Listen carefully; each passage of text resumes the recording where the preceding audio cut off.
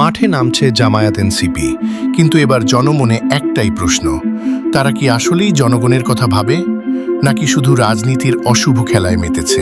Iran America সংঘাতের কারণে সারা বিশ্বে জ্বালানি সংকট চরমে। এটা বাংলাদেশের একা সমস্যা না।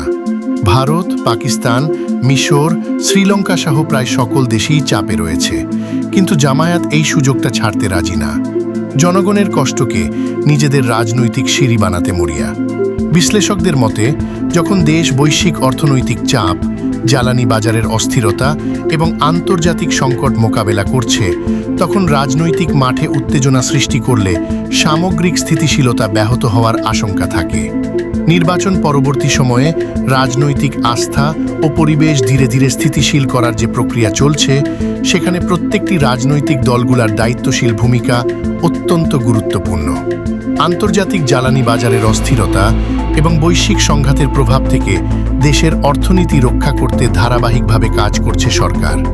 বিদ্যুৎ ও জ্বালানি সরবরাহ স্বাভাবিক রাখতে বিভিন্ন পদক্ষেপ গ্রহণ করা হচ্ছে। অযৌক্তিক আন্দোলন ও প্রতিক্রিয়ার রাজনীতির চেয়ে এখন বেশি প্রয়োজন বাস্তবসম্মত সমাধান, সহযোগিতা এবং জাতীয় স্বার্থকে অগ্রাধিকার দেওয়া। এখন আসল প্রশ্ন হলো, এই কঠিন সময়ে আপনি কার পাশে থাকবেন? যে সরকার সংকট সামলানোর চেষ্টা করছে, নাকি যে দল সংকটকে আরও বড় করতে চাইছে? সিদ্ধান্ত আপনার।